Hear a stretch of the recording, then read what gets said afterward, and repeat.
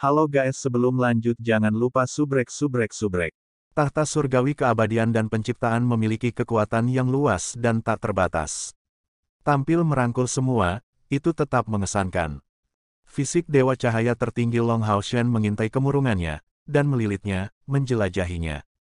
Ini adalah cobaan pertama yang diberikan tahta keabadian dan penciptaan surgawi kepadanya. Tapi bertentangan dengan semua harapan, dalam proses persidangan ini, cahaya emas gelap itu dipengaruhi oleh makhluk Haoiwe dan Long Hao Shen. Iman Long Hao Shen tidak pernah goyah, tetapi tahta surgawi keabadian dan penciptaan tampaknya membawa perubahan terus-menerus pada akal sehatnya. Pada awalnya, tahta keabadian dan penciptaan surgawi mengeluarkan perasaan penghambatan total, meliputi niat.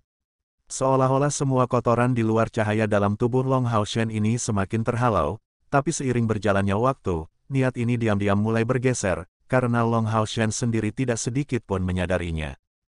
Di depan kehadiran tak terbatas dari tahta surgawi keabadian dan penciptaan, Haoiwe masih tidak mundur sama sekali. Tidak peduli bagaimana kekuatan tak terbatas masuk, Haoiwe tetap mengangkat kepalanya yang sombong, dengan aura bangsawan dan dingin, dan penuh dengan kehancuran yang mengerikan. Kedua belah pihak saling berhadapan, dengan tidak ada satupun dari kedua pihak yang mampu mengatasi yang lain. Jika seseorang benar-benar tahu tentang asal-usul tahta surgawi keabadian dan penciptaan, dan menyaksikan adegan ini, orang itu pasti akan sangat terkejut. Bentrokan niat yang begitu murni hanya mencapai bidang yang sama sekali lain karena mereka berdua mencoba untuk menunjukkan ketuhanan mereka satu sama lain. Ketika menghadapi tahta surgawi keabadian dan penciptaan, bahkan fisik Dewa Cahaya Long Hao Shen benar-benar ditekan, sampai-sampai kekuatan emas gelap di tubuh dan jiwanya secara bertahap menghilang. Ini adalah celah dari level tertinggi. Tapi Haoiwe tidak sama, kekuatannya tampaknya sama sekali tidak kalah dengan tahta keabadian dan ciptaan surgawi. Itu tidak merugikan dari awal hingga akhir dalam bentrokan timbal balik, tetapi juga tidak dapat menangani niat tahta. Perselisihan itu tiba-tiba mencapai kompromi bertahap. Emas keunguan Haoiwe berangsur-angsur menyusut dalam bagian-bagian cahaya dari tubuh Long Hao Shen, dan cahaya putih tahta keabadian dan penciptaan surgawi tidak begitu mendesak. Dalam Heart of Eternity berdenyut Long Hao Shen, pelet surgawi lahir dari terobosan ke langkah ke-9 diam-diam menjadi berwarna keunguan emas. Warna ini melambangkan kekuatan garis keturunan Haoiwe, yang sepenuhnya terintegrasi ke dalam pelet spiritualnya. Saat Heart of Eternity terus berdenyut, kekuatan ini sepertinya ditransmisikan berulang kali kepadanya. Warna putih lembut secara bertahap memenuhi seluruh tubuh Long Hao Shen, dan pada hari keempat konfrontasinya dengan tahta surgawi keabadian dan penciptaan, tubuh Hao Shen menghilang dalam kilatan cahaya putih. Long Xingyu awalnya menyerah semua harapan, jadi terobosan mendadak putranya menyebabkan dia ketakutan yang mengerikan. Penjagaan selama 4 hari ini membuatnya dalam kondisi lelah, tubuhnya sedikit bergoyang saat matanya menjadi berat sekaligus. Bisakah Hao Shen berhasil? Dia bisa dievaluasi hanya setelah 4 hari penuh, membuatnya menjadi kasus yang belum pernah terjadi sebelumnya di antara semua ksatria suci yang mencoba menerima tahta surgawi. Semua jenius yang pernah datang untuk tujuan itu semuanya tanpa kecuali gagal. Long Xingyu menarik napas dalam-dalam, diam-diam menghela napas lega untuk putranya. Semoga Anda sukses. Dia tahu dengan jelas bahwa, gagal untuk mendapatkan tahta surgawi keabadian dan persetujuan penciptaan akan menjadi pukulan besar bagi Long Hao Shen. Dia sudah menjadi sorotan sebagai ketua serikat, tetapi karena masih sangat muda, membuktikan dirinya dengan menunjukkan kekuatan yang cukup adalah suatu keharusan baginya untuk mendapatkan persetujuan yang lebih tinggi. Status sebagai ksatria surgawi tidak diragukan lagi merupakan kekuatan persuasif terbaik, dan sebaliknya, tidak berhasil hanya berarti bakat dan kemampuannya tidak cukup untuk mendapatkan persetujuan tahta surgawi. Ini akan menimbulkan keraguan di sebagian besar orang. Tidak peduli seberapa khawatir Long Xingyu, yang bisa dia lakukan sekarang hanyalah berdoa. Pengadilan untuk tahta surgawi keabadian dan penciptaan sebelumnya telah gagal dan diriwayatkan ke Hao Shen oleh Yang Haoyu, jadi apakah Long Hao Shen bisa berhasil sekarang hanya bergantung pada dirinya sendiri. Begitu cahaya putih dari tahta surgawi keabadian dan penciptaan melilit Long Hao Shen, dia terbangun dari tanah fantasinya.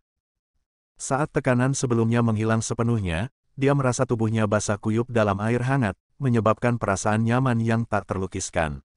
Jiwanya yang pemarah mendapatkan istirahat terbaik melalui perasaan ini, seolah-olah meleleh ke dalam tubuhnya, saat memasuki keadaan kosong dan tidur yang singkat. Setelah beberapa waktu berlalu, lingkungan sekitar kembali menjadi lebih jelas. Perasaan damai menyadarkan Long Hao Shen, membangunkannya. Saat suara kicau yang jelas menyebar ke telinganya, Hao Shen secara bertahap kembali ke akal sehatnya. Dengan kaget, dia mendapati dirinya berada di hutan, dikelilingi pepohonan tinggi dengan semak seukuran manusia di sekelilingnya. Tempat apa ini? Long Hao Shen melihat sekeliling dengan perasaan bingung. Kenyamanan di tubuhnya mempertahankan tubuhnya dalam kondisi puncaknya, dan kemajuan jiwanya dengan tajam memperkuat persepsinya. Sebuah vitalitas yang kaya bisa dirasakan di sekitar. Sifat paling primitif, tanpa perasaan ancaman sedikit pun, mengelilingi mereka. Aura kehidupan yang tak terbatas dengan lembut menuangkan dirinya ke dalam indranya. Long Hao Shen memiliki tekad yang sangat kuat, dan tentu saja tidak akan tiba-tiba kehilangan dirinya karena perubahan lingkungan. Setelah sesaat menatap dingin ke sekeliling, kerangka pikirannya kembali normal juga. Dalam sekejap cahaya, 6 sayap di punggungnya menyebar saat ia mencoba untuk berkomunikasi dengan Hao Yue. Koneksi tercapai tanpa keraguan, tetapi yang mengejutkannya, Hao Yue benar-benar menolak panggilannya untuk pertama kalinya, dan terlebih lagi mengirim emosi harapan keberuntungan ke dalam pikirannya. Apakah dia mendorong saya untuk mengambil percobaan saya sendiri?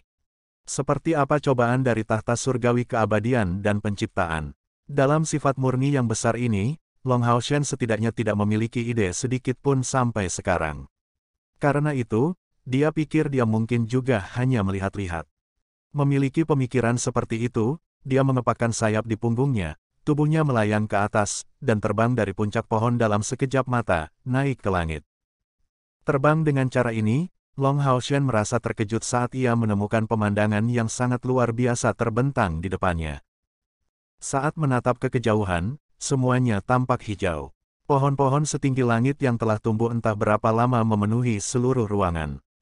Tidak ada sedikit pun lumpur atau batu yang terlihat, hanya tumbuh-tumbuhan tak berujung yang menyebar di kejauhan, memberikan perasaan yang sama seperti ketika melihat lautan. Long Hao Shen mengepakkan sayapnya, mendorong dirinya ke depan dengan kecepatan lambat, sebagai indera membentang, merasakan segala sesuatu di bawah. Karena tahta keabadian dan penciptaan surgawi telah membiarkannya masuk, persidangannya seharusnya sudah dimulai. Dia tidak tahu apakah dia akan bisa menyelesaikannya atau tidak, tetapi tahu bahwa dia sudah memberikan yang terbaik. Saat dia terbang ke depan, pekikan menyebar tiba-tiba ke akal sehatnya. Mengingat prospek budidaya Long Hao Shen saat ini, biasanya tidak ada gerakan yang mungkin bisa lolos dari pengintaiannya dalam jarak 50 km. Jeritan itu terdengar seperti manusia, namun sepertinya mengandung perasaan teror yang mutlak. Long Hao Shen hampir tanpa sadar mengepakkan 6 sayap di punggungnya. Kecepatan terbangnya awalnya mampu mencapai tingkat yang sudah sangat menakutkan, ditambah dengan dorongan light speed flash membuatnya melintasi bentangan 5 km dalam sekejap mata, untuk menemukan secara akurat asal suara melengking. Tepat ketika dia hampir menemukan targetnya, dia kebetulan melihat sosok putih di bawah puncak pohon, menuju ke arahnya. Tanpa memberinya waktu untuk mengidentifikasi sosok putih, sosok besar lain datang bergegas keluar, dan daun pohon yang tak terhitung jumlahnya jatuh, sebagai kehadiran menindas menakutkan memaksa perasaan tersedak ke Long Hao Shen. Makhluk macam apa itu? Semua yang terlihat hanyalah tubuh bagian atas yang telanjang melintasi puncak pohon. Sebelum menghilang dari garis pandang Long Hao Shen, muncul seperti puncak suram yang datang dari semak-semak. Tangan-tangan tebal itu tampak seperti stoples air, membentuk kepalan dengan telapak tangan mereka yang besar, bahkan menyamai palu raksasa. Sepasang telapak tangan seperti itu bergegas ke sosok putih di depannya, yang menjadi terperangkap di dalamnya dalam sekejap mata. Saat ini juga, semua lingkungan tiba-tiba menjadi statis. Bahkan sosok putih yang terlempar ke langit, serta binatang ajaib menakutkan yang mengejarnya berhenti di udara. Long Hao Shen mendengar suara yang benar-benar tanpa emosi menyebar kepadanya, persidangan telah dimulai. Selamatkan sisi manusia wanita, dan lindungi dia. Uji coba akan berakhir jika gagal. Suara ini datang sangat cepat, dan sementara itu, Long Hao Shen mengambil kesempatan untuk melihat gadis yang berpakaian serba putih. Saat ini, rambut hitam panjangnya benar-benar berantakan, tatapannya penuh teror. Tapi itu tidak mengubah fakta bahwa dia memiliki sosok yang menakjubkan, terlihat di usia 20-an, penampilannya benar-benar memiliki kemiripan dengan Cair. Suara itu berakhir, dan lingkungan yang telah berhenti tiba-tiba kembali bergerak. Gadis berpakaian putih sisi menuju ke sisi Long Haoshen dalam sekejap, saat sepasang tangan yang sangat menakutkan itu datang langsung ke arahnya, dengan Long Haoshen tepat di tengah. Menghadapi situasi seperti itu, Long Haoshen tidak panik sedikitpun. Karena persidangan tahta surgawi keabadian dan penciptaan telah dimulai, dan meskipun spesifiknya agak berbeda dari cerita ksatria langit-langit berbintang yang Haoyu, situasi global masih agak mirip. Beberapa waktu lalu, di kota suci, Yang Haoyu telah menceritakan kepadanya beberapa detail spesifik mengenai cobaan yang diberikan oleh tahta surgawi keabadian dan penciptaan. Yang Haoyu telah memberitahunya bahwa persidangan bukan hanya pertempuran sederhana, tetapi serangkaian tes. Dengan premis sebagai ksatria suci yang memenuhi syarat, hanya ketika tahta keabadian dan penciptaan surgawi memberikan persetujuannya, orang yang diuji akan diizinkan memasuki dunianya untuk menjalani persidangan. Ujian itu dibentuk dari serangkaian misi, dan hanya dengan menyelesaikan semuanya, seseorang akan memiliki kemungkinan untuk mendapatkan persetujuan dari tahta surgawi keabadian dan penciptaan. Adapun misi yang terlibat, menurut catatan para tetua kuil ksatria dan pengalaman pribadi Yang Haoyu, setiap percobaan berbeda satu sama lain, tetapi bagian yang umum adalah bahwa setiap kali melibatkan serangkaian misi, dirantai satu sama lain dan tidak mengizinkan kesalahan sekecil apapun, karena seseorang akan diikuti oleh kegagalan persidangan, membuat orang yang terlibat dipindahkan kembali. Semua upaya Yang Haoyu telah berakhir dengan kegagalan. Peringatannya kepada Long Haoshen adalah bahwa selama persidangan yang diberikan oleh tahta keabadian dan penciptaan surgawi ini, tantangan terbesar bukanlah ujian kekuatan, tetapi ujian hati dan atribut manusiawi. Dua kegagalannya ada pada aspek ini. Dan, terakhir kali adalah ketika dia paling dekat dengan titik itu, hanya untuk akhirnya diberitahu oleh tahta surgawi keabadian dan penciptaan bahwa cahayanya tidak cukup murni, dan telah menciptakan terlalu banyak ikatan spiritual. Dengan demikian dia akan ditolak selamanya. Ikatan spiritual ini mengacu pada binatang mitologi langit berbintang. Tapi saat itu, setelah Yang Haoyu merenungkannya berulang kali, dia masih memilih untuk tidak meninggalkan binatang mitologi langit berbintang. Tidak hanya mereka berdua sangat terikat satu sama lain, bahkan jika dia telah meninggalkan binatang mitologi langit berbintang, itu mungkin hanya akan membuat percobaan terakhir lebih sulit untuk diselesaikan. Dia mengatakan kepada Long Haoshen untuk belajar darinya, untuk tidak berkompromi dalam kualifikasinya dalam penentuan awal, tetapi bersikeras untuk menunjukkan semua yang dia miliki. Saat itu, mungkin yang belum cukup gigih, karena setelah menolaknya pada akhirnya, tahta surgawi keabadian dan penciptaan telah memberitahunya jika Anda bahkan tidak memiliki keyakinan untuk bersikeras, bagaimana Anda bisa mendapatkan persetujuan dan mencapai persyaratan. Ini, di samping itu, adalah alasan mengapa Long Haoshen tidak bergerak sedikit pun dalam 4 hari sebelumnya, dan telah membiarkan tahta surgawi keabadian dan penciptaan mengerahkan tekanan yang begitu besar tanpa mengedipkan mata. Dengan bersikeras menunjukkan dedikasinya sendiri, seperti yang diharapkan, tahta surgawi benar-benar pihak yang berkompromi. Meskipun Haoyu juga telah berkompromi pada aspek ini, fakta bahwa kekuatan garis keturunan Haoyu di dalam tubuh Haoshen tidak menghentikan persidangan untuk memulai menyiratkan bahwa tahta keabadian dan penciptaan surgawi tidak selalu membutuhkan tubuh yang murni. Pikiran-pikiran ini hanya terlintas sebentar di benak Long Haoshen, saat emas warna-warni menyebar di depannya, membentuk tirai cahaya yang sangat besar untuk memblokir pukulan dari sepasang tangan besar itu. Dengan bang besar, Long Haoshen merasa seolah-olah dihancurkan oleh gunung. Tubuhnya terlempar ke udara, dan meskipun dia tidak mengalami luka, Heart of Eternity-nya langsung meningkatkan kecepatan detaknya 3 kali lipat. Sementara tubuhnya dihempaskan ke belakang, tangan kanannya menyapu udara di sisinya, hanya untuk menyapu pinggang gadis itu, dan membawanya pergi bersamanya di tengah pekikan. Sementara itu, tubuh mendarat di hutan di bawah, dan karena sosok besar itu sudah benar-benar terbuka di atas puncak pohon, Long Haoshen mengerti bahwa menghadapinya di udara bukanlah pilihan yang bijaksana. Ini adalah sejenis monster yang menyerupai gorila. Hanya saja, ia memiliki sepasang sayap besar yang tumbuh di punggungnya. Tubuhnya yang tebal dan kokoh berukuran lebih dari 20 meter, dan lebar bahunya lebih dari 10 meter. Ini juga mengapa dia membawa kejutan besar seperti Long Haoshen sebelumnya. Tangan yang sangat tebal itu adalah senjata terbaiknya. Rambut emas gelapnya bahkan cocok untuk armor tingkat epik. Saat mata berwarna merah darahnya yang ganas menatap Long Hao Shen, dua lampu berwarna darah melesat keluar dari matanya, langsung menuju Long Hao Shen. Tirai emas warna-warni menghilang sejenak sebelum menyusut sedikit, melindungi Long Hao Shen dan gadis berpakaian putih Sisi di tengah-tengahnya. Rasa terbakar yang sangat menyengat langsung menyebar ke Divine Snail Shield of Sun and Moon, saat area luas dari semak-semak di sekitarnya berubah menjadi abu. Kekuatan dampak tirani menggunakan sejumlah besar energi spiritual Long Hao Shen, dan selanjutnya segera mendorong tubuhnya ke dalam hutan. Apa kekuatan yang kuat? Kekuatan serangan gorila yang sangat besar ini menyebabkan kejutan yang dalam pada Long Hao Shen. Dia bahkan memiliki beberapa keraguan terhadap penilaian Yang Haoyu. Bukankah dia mengatakan bahwa dalam persidangan tahta surgawi keabadian dan penciptaan, lawannya tidak akan terlalu kuat? Tapi, gorila ini. Dari dua tabrakan ini, Long Hao Shen dapat dengan jelas memastikan bahwa ini adalah binatang ajaib dari peringkat ke-10, dan bukan yang biasa. Kekuatan ofensif ini membuktikan energi spiritual lebih dari 200.000, dan yang lebih menakutkan, kekuatan fisiknya yang besar sama sekali tidak kekurangan energi spiritualnya. Sosok melintas saat Long Hao Shen kembali ke hutan, dan gorila muncul entah dari mana. Pohon-pohon hutan lebat itu pecah satu demi satu, tampak seperti sumpit yang rapuh.